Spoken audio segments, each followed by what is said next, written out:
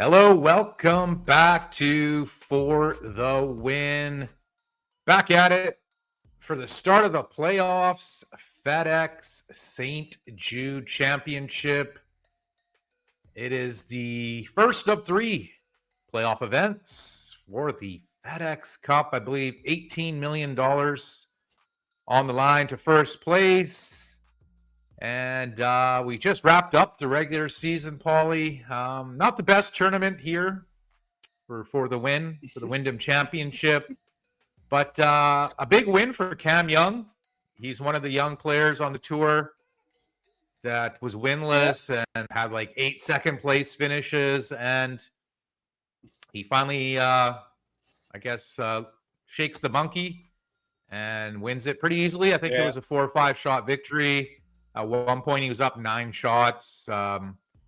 Pretty impressive. I'm not going to say I was looking at him, but I thought, 65-1, I think his odds were pre-tournament were really fair. It's just he got kind of like lost in the mix. I think he just he did really well, obviously at the U.S. Open, Canadian Open, and just I guess wasn't under the spotlight. But congrats to Cam Young. He gets it done. We had the Women's Open Championship. I believe it was Yamashita who won that from Japan. So we're back for this week's action, Paulie. I got 3 picks up my sleeve. Before I get into those, let's take a look at the odds board and let's see where everyone's at. Okay, so Rory McIlroy is not playing. He is second place in the point standing, so I guess he feels, I don't really have to play in this one. I'll still probably be in the top 10 if I don't play. It's similar to what the Aldrickian one Tiger did early on in the FedEx Cup. He would just skip the first event and then play the last 2 or the last 3 back then. Yeah. And that was good enough. But I'm glad they got rid of the whole staggered start, -10 for the leading point getter out of the way. So obviously Scotty Scheffler is the odds-on favorite, plus 280. I mean, I can't take him at those odds, but I mean, he is the clear favorite, especially with no Rory. Sanders at 15-1.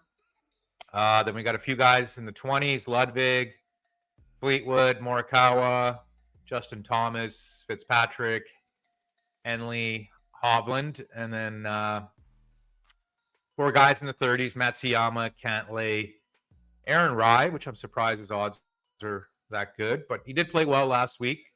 We got our Canadian Corey Connors, 35, and Sam Burns, 35-1. Harris English, 37-1, and Straka, who I was looking at, 37-1. A few guys in the 40s: Ben Griffin, who played well last week; Cam Young, who won last week; Gotterup, who's been really hot. He won the Scottish and was top 5 at the Open. You got Captain Keegan at 45. I was looking at him as well. Just didn't quite get there. Berger, who's played well here in his career, is 50-1. JJ Spawn, the U.S. Open champ, 50-1. McNeely, Robert McIntyre, 50-1. Harry Hall, who's been playing well out of England, 55. Spieth and Lowry, 55. I think 55 for Shane Lowry is a pretty good number. Yeah. Wyndham Clark, 55. Denny McCarthy, I took a look at him. He doesn't have any wins on the tour still, which scares me away, but I think this course would be good for him. I mean, he's the first or second best putter on tour. And his long game has gotten better every year. Just, I don't know if he can, on Sunday, take the bull by the horns. So laid off him. A couple guys in the 70s: JT Poston, Jake Knapp, Justin Rose. I was taking a good look at Jake Knapp. He's played well pretty much the last 2 or 3 months. Doesn't have any wins this year. He's known for his power and his smooth swing, but I was really debating just throwing a flyer on him at 75 to 1. Don't got much to lose there. Justin Rose, 75 to 1. He Wow. hasn't played well pretty much since his Masters playoff loss, Justin Rose. He was okay, I guess, at the Open, but yeah, he's kind of fallen off. Got Brian Harmon, Jason Day, Kurt Kitayama, Glover at 80 to 1. Chris Kirk, 85. Played well last week, and he's won a playoff event in his career. Yeah. Akshay Bhatia, Nick Taylor, who I was looking at, 90. I think they're solid value picks. I just don't know if they're going to be able to contend. Siwoo Kim, Sung Jae, Taylor Pendrith at 90. And then we got a bunch of guys, 101 and plus. I was kind of looking at Ryan Gerard. I mean, he's known for his ball striking, not his putting. He's over 100 to 1. But yeah, I mean, I just couldn't take anyone really past 50 to 1, Paul. I don't see anyone in the over 50 to 1 range getting it done this week. It's just, I think it's going to be a top-heavy tournament. Know. I mean, Scotty Scheffler is at 3 to 1. So, well, I mean, Scotty Scheffler is expected to win this tournament. He's 3 out of 10 times they play it. He's supposed to win it. So a lot of these guys that are like, 100 to 1 or whatever, they have a whole hell of a lot more to play for than, somebody who's at like 5 to 1. Sure. You made it to the field. You might have just barely made it, but yet you've got a hell of a lot more to play for. And sometimes the higher the number, it might be a better bet because that person wants to keep playing golf. They want a chance at the FedEx. That's true. I mean, it's only top 50 going into next week, so 20 guys will be cut here from the 70, right? I mean, usually not too many guys hop in that are like way out there into the top 50 or top 30 or whatever, but it's been done before. Oh yeah, we've seen it. These guys are the best of the best, pretty much all season, right? If you're not here, there's a reason you're not here. Okay, let's get into the 3 picks I have for the week, Paul. I'm gonna kick it off with Justin Thomas. None of you got no wins for the Wyndham. None of your didn't Wyndham come in. None of your top 20s. No, nothing. Wow. Nothing came through, Paul. It was a bagel. The Wyndham was the goose egg. The Wyndham was the losedom. Ouch. Yeah. So basically, but I mean, I didn't really have that many bets, that many big bets. They were all kind of middle of the pack to long shots. I just wasn't feeling the board that well, so I didn't really go that much into it. But disappointing. But anyways, taking JT at 27 to 1 in this field. I think that's a wonderful number. No Rory. I mean, obviously Scotty's still there. You got some of the other top guys around, but it's just I think Justin Thomas playing so shitty at the majors kind of helps the perception and gives him a better number because it's been about 2 or 3 years where he's just been dog shit at all the majors, and his last major he won in 22. He was like 6th back starting the day, and then Mito Pereira double bogey to make it a 3-man playoff. So kind of backdoored his way into that major. So I think JT's just burnt a lot of people. I mean, I had him at the British Open. Great number, 75 to 1. Didn't really do much. So there's a lot of disappointment in the Justin Thomas world of golf bettors, I think. But I mean, I think this course sets up well for him. It's not a major. He's not going to be feeling too much pressure. 27 to 1. I'm going to take that and run. Yeah. I am. I just think he can compete when he's on his best with anyone in the world. And on this course, he's had some good success. So let's roll with JT, 27 to 1. Next up, I'm going with Victor Hovland. Played really well in the last couple of majors. U.S. Open, he was in contention. At the Open, played pretty well. Wasn't really in contention, but he's been playing well at the big events. I'm getting him at 30-1 in this field, Paul. I'm going to just snap that up. I think he sets up well for this type of course. It's got a lot of water. TPC Southwind has got a lot of water. It's a precision course. It's not like it's not going to be a shootout. Yeah. You know, it's not going to be like a -20 Victor. We're probably looking at like somewhere in low double digits is my guess. So yeah, I think his game's perfect for this, man. He's a ball striker. He's not known for his putting. I believe the greens here aren't that big, so less chance for long 3 putts and whatnot. So gonna go with the Norwegian Victor Hovland, 30-1, Paulie. And the last pick I got up my sleeve, and not least, it is the Scotsman Robert McIntyre, affectionately known as Bobby Mac. He had 2 wins last year, one at the Canadian Open with his dad on the bag, and one at his home turf, the Scottish Open, where he beat Adam Scott by 1 or 2. And he also played really well at the U.S. Open, just like Hovland. He was right there. Obviously,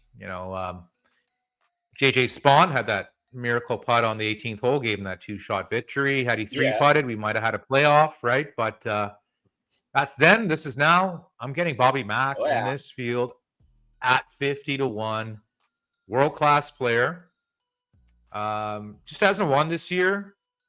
And I don't think his track record is the exact best on this course, but still, he's only going up against 68 other guys. There's only 69 guys in the field because Rory's not there. So Bobby Mack, I think on a Sunday, if he gets in contention, I think Bobby Mack can go head to head with Scheffler, Schauffele, JT, anybody in this field, man. I don't think he's got any worry. I think he's got all dog in him. And give me the Scotsman, 50-1, Paulie. I'm looking at a couple other guys that I might add later. I'm just not 100% sure. I'm gonna wait for the 30% boost coming out on a couple of my sports books that I'm on for the PGA Tour betting action. And we do have a Live Golf event this week, Paul. Live Golf Chicago. I am thinking about doing a separate show for that one. As you know, and anyone who's followed the show, Live Golf has not been so lively for me and for the win. So, I mean, I might tread lightly. Obviously, the tournament doesn't start till Friday. It's not across the world, so I could put out I could put it out on Wednesday or Thursday, and still have time.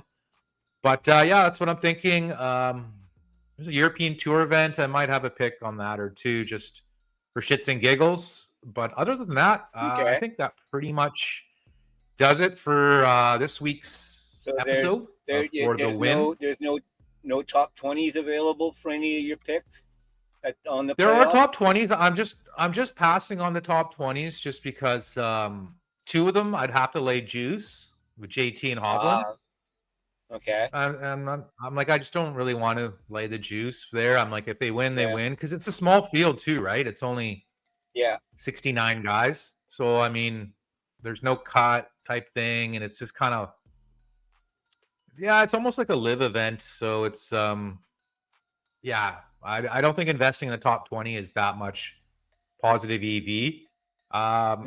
Might do it for Bobby Mack. Who knows? But I mean, I'm gonna add a couple of picks. I'm guessing later on.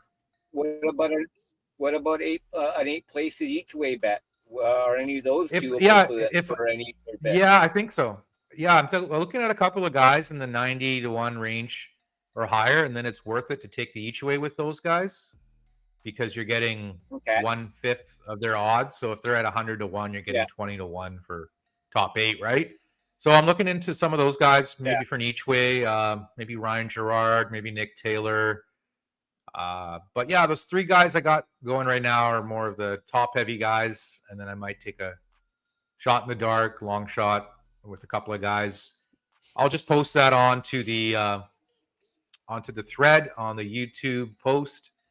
And yeah, that's about it. Yeah, so I'm thinking about doing live golf later in the week. And after this, we got 2 more events, Paul. I'm not exactly sure where we're going next week for the next FedEx Cup event. I believe it's in the Midwest. I'm not 100% sure. Because I remember it was always. I thought they always stayed at the same course for the playoffs. They didn't change them. TPC Southwind. This Memphis tournament has always been the first FedEx Cup playoff event for the last 5 years. But I mean, we used to have TPC Deutsche Bank there, like the TPC Boston, the Deutsche Bank tournament. They got rid of that one. They used to always have one tournament in the Northeast to start off the FedEx Cup playoffs, because the inaugural FedEx Cup playoff event was in, I believe it was in Liberty National. Yeah. In the Northeast. It was won by Heath Slocum. He won by 1 shot over the Eldrickian one. So yeah, they always went Northeast. Then they would go Midwest, and then they'd go down to Atlanta for, obviously, East Lake. So, I don't know. I'm a little confused, but I know we're going to East Lake in 2 weeks, Paul. And then we're going to have 3-4 weeks off. And then we'll be back for the tournament in Napa in California. And I think we get a week off, the Ryder Cup, another week off. And then we're back for the fall series to see who keeps their cards for next year. And yeah, that pretty much does it for this week's episode, Paulie. Thank everyone for joining us. You guys are the best. We'll be back next week for more on For the Win. Later.